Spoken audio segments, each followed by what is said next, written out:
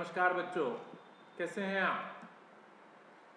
आज class 4th science का एक नया चैप्टर स्टार्ट करने जा रहे हैं और उस नए चैप्टर का नाम है फूड एंड वाटर। क्या नाम है? Food and water. आइए देखते हैं क्या पढ़ते हैं इस चैप्टर के अंदर हम।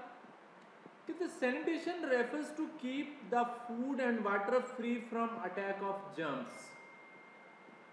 सैनिटेशन का क्या मतलब है?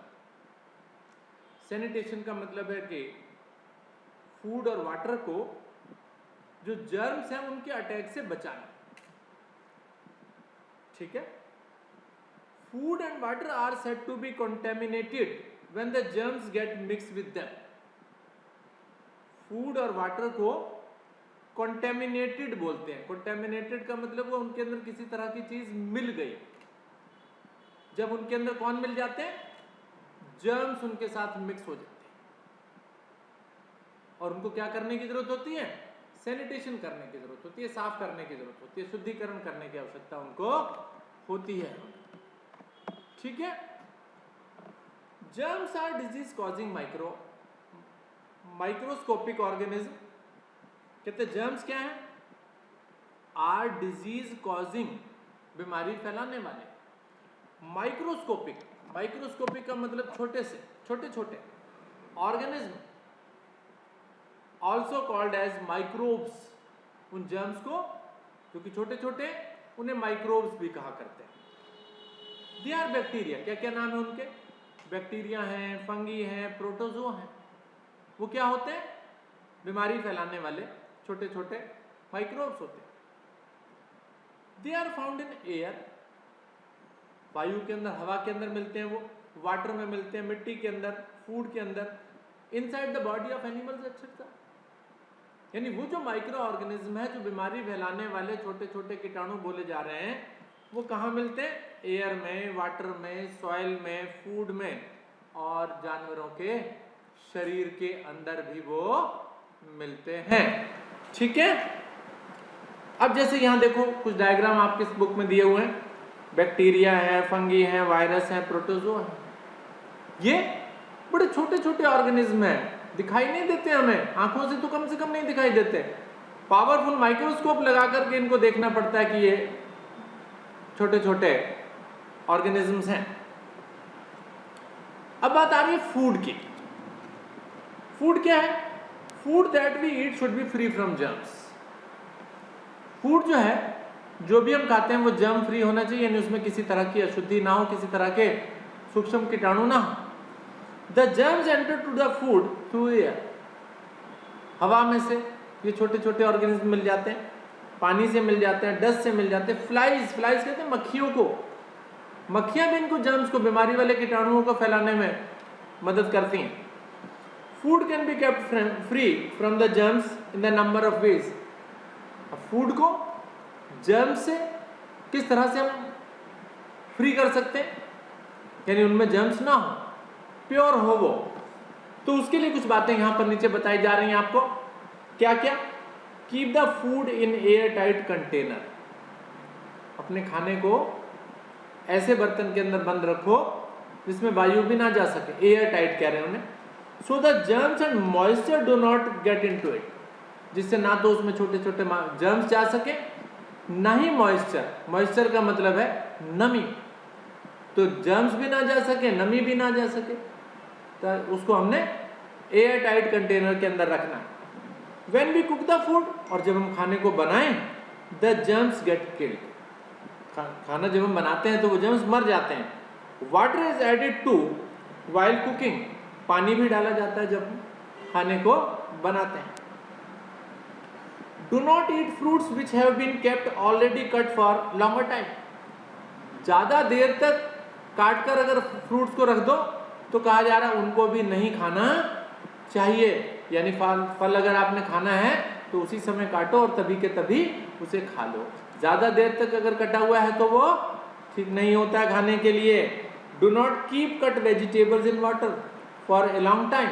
और ना ही कटी हुई सब्जियों को पानी के अंदर भिगोकर ज़्यादा देर तक रखो। कई बार देखा होता है आपने, पानी के अंदर सब्जियों को डुबोकर काफ़ी देर तक हम काट के रख देते हैं, नहीं, ऐसा नहीं करना।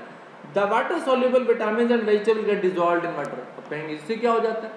भी सब्जी को काटा आपने और काटने के बाद पानी के अंदर उसको डाल दिया, काफ़ी देर तक घुली रखी रही वो, तो कहता कुछ विटामिन और मिनरल्स या कुछ ऐसे सब्सटेंसेस वो पानी के साथ क्या होते हैं, घुल जाते हैं। घुल जाते हैं का मतलब उस सब्जी में से बाहर निकल जाते हैं, इसलिए ज़्यादा लंबे समय तक उसको आप पानी में डुबोकर भिगोकर ना रखें। चौथी बात है, do not eat that falls on the ground.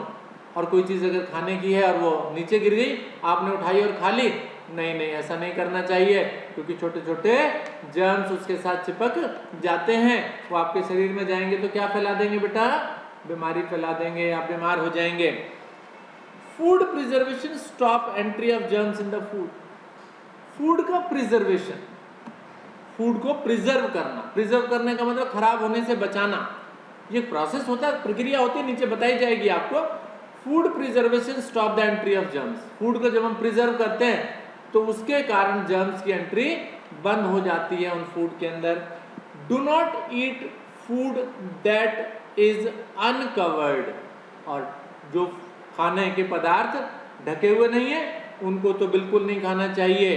Expose to dust, क्योंकि उसके अंदर या तो मिट्टी जाती है या फ्लाइज, मक्खियां जाती हैं, उनको नहीं खाना चाहिए, बीमार हो जाएंगे आप, ठीक है, ध्यान रखेंगे ना आगे से। Do not by the food items from the street hawkers. गली में जो खाने की चीज़ें बेचने के लिए रेडी वाले आते हैं ना, उनसे भी नहीं खाना चाहिए, क्योंकि उनकी बेची हुई चीज़ें भी ढकी हुई नहीं होती हैं, उनके अंदर भी जर्म्स हो सकते हैं, बीमार हो सकते हैं आप, ठीक है। तो इसलिए आपको क्या करना है, ये सावधानियां बरतनी है, खाने को बनाने में भी, खाने में भी और उनको रखने में भी। ये कुछ सावधानियां हैं, क्योंकि 7 सावधानियां हैं, प्रिकॉशंस हैं जो आपको बताई जा रही है। चलिए और आगे बढ़ते हैं। अब बात आती है कुकिंग ऑफ फूड। अभी तक हमने बात की फूड की, अब हम बात कर रहे हैं कुकिंग ऑफ फूड।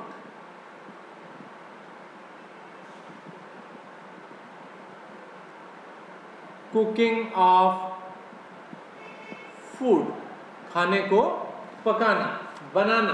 किस किस तरीके से हम खाने को बना सकते हैं देखते हैं। कहते हैं when raw vegetables are cook, कच्ची सब्जी को जब बनाया जाता है, they get more tasty and healthy, वो ज़्यादा टेस्टी हो जाती हैं, स्वाद हो जाती हैं और हेल्दी हो जाती हैं, आपके स्वास्थ्य के लिए अच्छी हो जाती हैं। Cooking kills germs in the food too, और खाने को पकाने से उनके अंदर जो जर्म्स होते हैं वो भी मर जाते हैं। Cooking spoil vitamin and minerals, लेकिन कुकिंग करने से जो है ना विटामिन और मिनरल जो है वो जरूर खत्म हो जाते हैं, ठीक है। There are various ways of cooking, यहाँ कुछ अलग अलग प्रकार बता रहा है, क्या, वेरियस वेज ऑफ कुकिंग, खाने बनाने के अलग अलग वेज, अलग अलग तरीके, ठीक है। उनमें सबसे पहली चीज बताई जा रही है बॉइलिंग वाटर, बॉइलिंग वाटर, ठीक है। इसमें कहा गया rice, pulses, potatoes and many other vegetables are cooked by boiling, ठीक है। सबसे पहली चीज क्या आई बेटा, बॉइलिंग। बॉइलिंग का मतलब है उबालना, पानी डालो, जैसे आप आलू उबालते हैं तो पानी डालते हैं प्रेशर कुकर के अंदर या पतीले के अंदर, उसको उबाल लेते हैं। या राइस है, चावलों के अंदर पानी की मात्रा डाली और उनको उबाल लिया, ठीक है। तो वो यही चीज कहता है, दाल को भी, चावलों को भी, आलूओं को भी हम क्या करते हैं, पानी डाल करके उबाल लेते हैं। Water should not be thrown away because it contains nutrients, लेकिन इस तरह का जो पानी है ना उसको आपको फेंकना नहीं चाहिए। उस पानी के अंदर कुछ पोषक तत्व होते हैं जो हमारे शरीर के लिए जरूरी होते हैं। तो पहली चीज बताई गई बॉइलिंग, पानी डाल करके उबाल लेना खाने को। दूसरी चीज आ रही है स्टीमिंग। स्टीमिंग का मतलब भाप देना। कहते some foods like idli and dhokla are cooked by steaming. Idli और ढोकला जो है वो स्टीमिंग के द्वारा बनाए जाते हैं। Nutrients are not lost in this case. इस तरह से न्यूट्रिएंट्स लॉस नहीं होते हैं। यानी ये तरीका जब इडली और ढोकला आप बना रहे हैं तो उस तरीके से खाना बनाने से आपके वो न्यूट्रिएंट्स उनके अंदर बरकरार रहते हैं, खत्म नहीं होते हैं। इसके बाद आता है बेकिंग। बेकिंग कितने ब्रेड देखा ना आपने, bread, cake, pizzas etcetera are baked in oven. उनको ओवन के अंदर बेक किया जाता है, पकाया जाता है। Chapati is baked on iron, tawa और तंदूर। ऐसी चपाती कोई बनाते हैं ना, चपाती आप बनाते हैं आपके घर में, चपाती के अंदर रोटी जिसे हम कहते हैं वो तवे के ऊपर मम्मी आपकी बनाती हैं, तो वो आपके पास बेकिंग कहा जा रहा है। करेक्ट। चौथा पॉइंट आ रहा है इसमें, रोस्टिंग।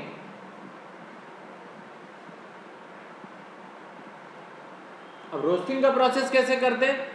स्वीट पोटैटोज, शकरकंदी जिसे आप कहते हैं, आग के ऊपर चल के डाल करके भूनना। रोस्टिंग का मतलब भूनने से है, ठीक है। मीट, चिकन, इनको क्या किया जाता है? रोस्ट किया जाता है, भूना जाता है आग के ऊपर, तंदूर के ऊपर भून दिया जाता है, अग्नि के ऊपर, आग के ऊपर, ठीक है बेटा। इसके बाद आता है फ्राइंग। फ्राई करना, तेल में डाल करके फ्राई करते हैं ना, पूड़ी बनाई जाती है, मम्मी बनाती हैं, पराठा बनाया जाता है। Paratha is made by shallow frying but samosa and puris are deep fried in the oil and ghee, है ना। फ्राई हम करते हैं किसके अंदर? किसी तेल के अंदर, ऑयल के अंदर या घी के अंदर, ठीक है ना बच्चों। तो ये हमारे पास फ्राइंग हो गया। तो इस तरीके से अलग अलग तरीके से खाना बनाने के तरीके हमने सीख लिए। बॉइलिंग करके कर सकते हैं, स्टीमिंग से कर सकते हैं, बेकिंग से कर सकते हैं, रोस्टिंग का मतलब भून कर सकते हैं, और फ्राई का मतलब तल करके कर सकते हैं। तो ये वेरियस वेज ऑफ कुकिंग मेरे पास आ गया, ठीक है बच्चों। इस चैप्टर में अभी लेसन में अभी इतना ही करते हैं, और आगे भी चैप्टर करेंगे, लेकिन इतना ही रहने देंगे इस वीडियो में। Thank you.